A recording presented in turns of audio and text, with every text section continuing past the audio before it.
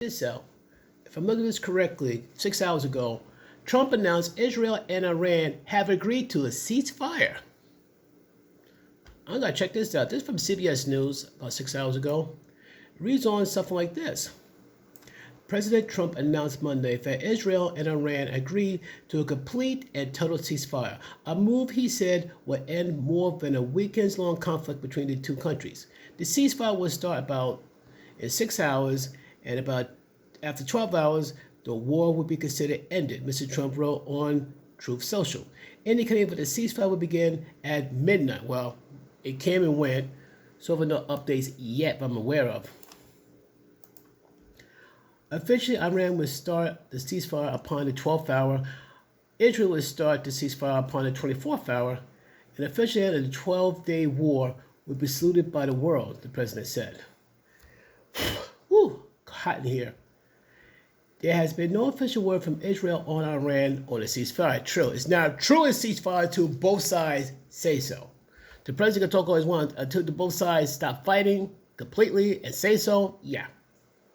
The terms of the apparent ceasefire aren't clear. CBS News has reached out to the White House for more information. The conflict between Israel and Iran started June 13 with Israel launching airstrikes against Iranian nuclear and military targets. The strikes, which killed several top Iranian military officials, prompted Iranian counterattacks on Israel. So that's how, this beef got started. At least 950 people have been killed and 3,450 wounded in Israel's strikes in Iran, including a mix of military personnel and civilians. The group, human rights activists, told the Associated Press Iran's attack had killed at least 24 people in Israel, according to the Israeli officials. The U.S. military took action against Iran over the weekend, striking 3 sites that were believed to be the key to Iran's nuclear program, to make nuclear weapons, of course. The move sparked fears of a wider war, but Iran's response on Monday was fairly limited. Iran fired more than a dozen missiles at a U.S. air base or U.S. base in Qatar, most of which was intercepted. No injuries reported, U.S. and its Qatari officials said. Iran called the response devastating and powerful. Mr. Trump called it very weak. Every single missile was intercepted, no harm, no damage. The president said in another social media post that he wanted to thank Iran for giving us early notice, which made it possible for no lives being lost. I have a hard time believing it.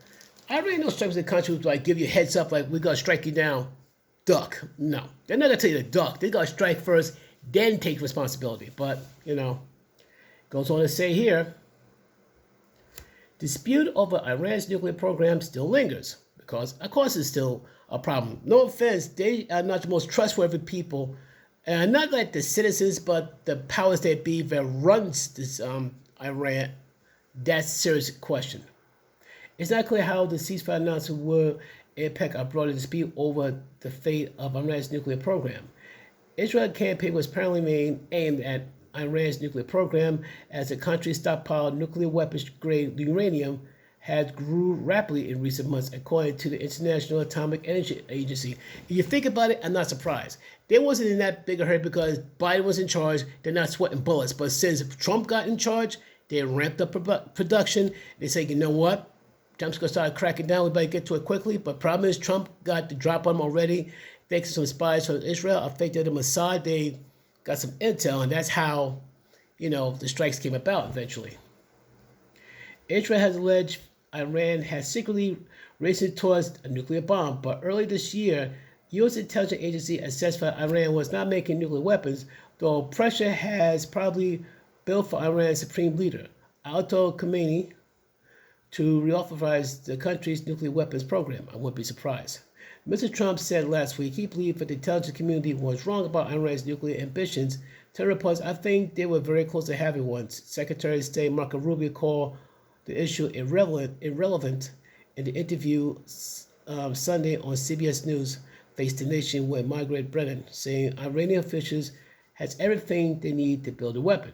That's true, because Biden pretty much said, pretty much gave them money, let them do what the heck, especially when it comes to nuclear weapons. Unabated. No inspection, no nothing.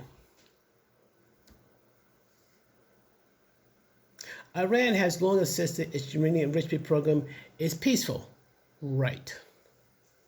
For weeks, Mr. Trump has sought a broader deal with Iran to limit nuclear program, but even before Israel began striking Iran, administration officials has grown frustrated with what they view as Iran's unwillingness to actually negotiate. A U.S. official told CBS News, Mr. Trump has suggested Iran should abandon all uranium enrichment, but Iran rejected the demand.